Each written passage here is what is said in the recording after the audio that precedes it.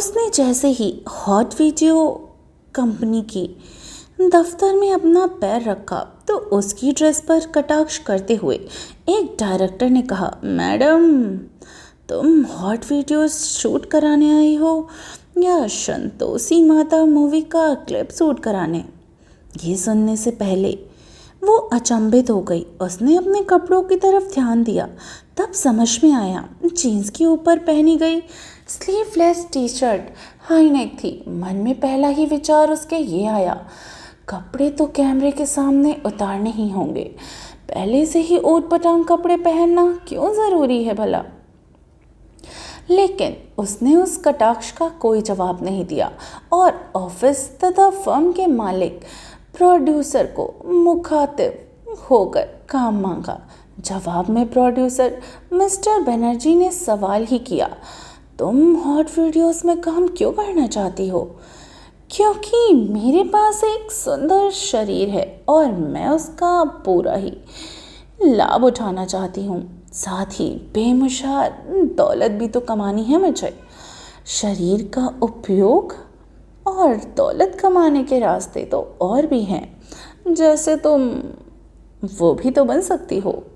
उसमें तो रिस्क भी नहीं है और तुम्हें कोई पब्लिकली देखेगा भी नहीं। कैसा रिस्क? तभी वो लड़की कहती है, रिस्क है, बहुत बड़ा रिस्क है, कस्टमर के मिजाज का रिस्क। मेरी एक जानकार अपने कॉलेज के टाइम में ही इस पेशे में है। एक बार उसने नाराज़ होकर एक ग्राहक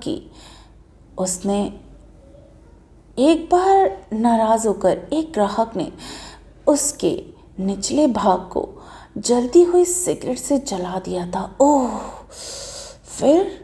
फिर उसे अपना लगातार इलाज कराना पड़ा और दर्द की तो इंतहा वो उसे आए दिन ही गुजर रही थी। ये कहते हुए उसके चेहरे पर गहरा दर्द उभर आया, जिसके लक्ष्य पर वाकई में वो कुछ देर तक चुप हो गई थी। जब उसे वह सामान्य लगी तब उस प्रोड्यूसर ने उसका नाम पूछा, वैसे ये बताओ तुम्हारा नाम क्या है? जी, मेरा नाम मीनाक्षी है। पहले तो नाम बदलो। मीनाक्षी थोड़ा चौंक गई, पर क्यों? अच्छा, मेरा नाम लैला कैसा रहेगा? उसने टपाक से जवाब दिया और उसकी तत्परता से जवाब देने पे वो प्रोड्यूसर थोड़ा खुश हो गया। शायद मन में कहीं ये भय था कि इसमें हुई मिनट भर की भी देरी कहीं उसे रिजल्ट से पीछे न कर दे। कोई भी हॉट वीडियोस देखा है तुमने? जानती हो ना कि शूटिंग के दौरान तुम्हें क्या क्या करना होगा? हाँ, मैं सब जानती हूँ। जब से इस प्रोफेशन में आने का निर्णय लिया है तब से लगातार कोई ना कोई हॉट वीडियोस देख ही रही हूँ और मुझे विश्वास है कि मैं भी वैसा अभिनय कर पाऊँगी। तभी वो प्रोड्यूसर कहता है, अभिनय नहीं मैडम, तुम्हें रियल में सब करना होगा। पास बैठे डायरेक्टर ने काफ़ी अश्लील हंसी हंसते हुए कहा। मिस्टर बनर्जी डायरेक्टर को रोकते हुए, चुप रहो सक्सेना, मैं बात कर रहा हूँ ना। तो तुम लैला, कल सुबह 10 बजे आ जाना, हम एक सीरीज़ बनाने हैं, वो भी गोवा में। तो पहले तुम्हारा एक छोटा सा ट्रायल लेंगे, फिर ओके करेंगे। और फीस? मेरी फ़ीस क्या होगी? सीरीज़ से पहले वीडियो के रिस्पॉन्स पर फीस तय की जाएगी। शर्त मंजूर है तो कल आ जाना। ये कहकर मिस्टर बनर्जी ने अपनी रिवॉल्विंग चेयर घुमाकर उसकी तरफ पीठ कर ली। मिस्टर बनर्जी का ये रवैया लैला पर नागवारा गुजरा, लेकिन फिर भी उसने कुछ नहीं कहा और मुंह बनाते हुए उठकर बाहर आ गई।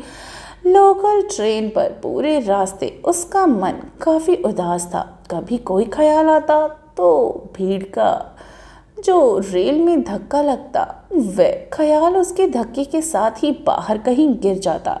कभी ट्रेन में हो रहा शोरगुल उसे अपने में ही नहीं रहने देता। खिन्न मन में अपने किराए के फ्लैट पर आकर उसने अपने कपड़े बदले ही बिना सबसे पहले सेल्फ से वोडका की बोतल निकाली और ग्लास में डालकर बिना सोडा मिलाए ही कुछ घूंट निकल गई। मन को थोड़ी राहत मिली तो उसने खाली ग्लास को भरने के लिए उसमें वोडका और डालनी चाहिए, लेकिन वो चौंक कर रुक गई। ग्लास में पड़े वोडका में उसकी माँ का चेहरा जैसे तैर रहा हो। माँ, एक दर्द भरी सिसकी के साथ ये दो शब्द उसके मुंह से निकले और आंखों से लुढ़क कर आंसू कुछ बूंद उसकी ग्लास में ही लुढ़क गए। उसने अपनी आंखें कसकर मींच ली, जैसे अपनी पीड़ा को अपने अंदर जज्बात करना चाहती हो और उन्हें कैद करना चाहती हो। कुछ सेकंड ऐसे ही रहने के बाद उसने आंखें खोली और ग्लास में बचे वोडका को गट-गट करके पूरा गटक गई। ऐसा लग रहा था जैसे हर एक घूंट के साथ वह अपना कोई ना कोई गहरा दर्द पी रही हो, लेकिन दर्द था ही कि वोडका के नशे को फाड़ता हुआ बाहर ही निकलता जा रहा था।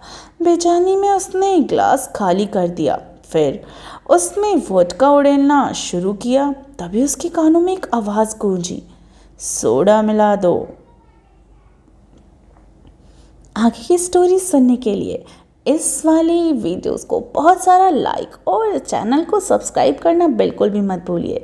तो मिलती हूँ कहानी के अगले पार्ट में, जिसका नाम है हसीनाओं का मेला। तो चलिए मिलती हूँ अगले एपिसोड में। सुनते रहिए सिर्फ टिनी FM जान के साथ।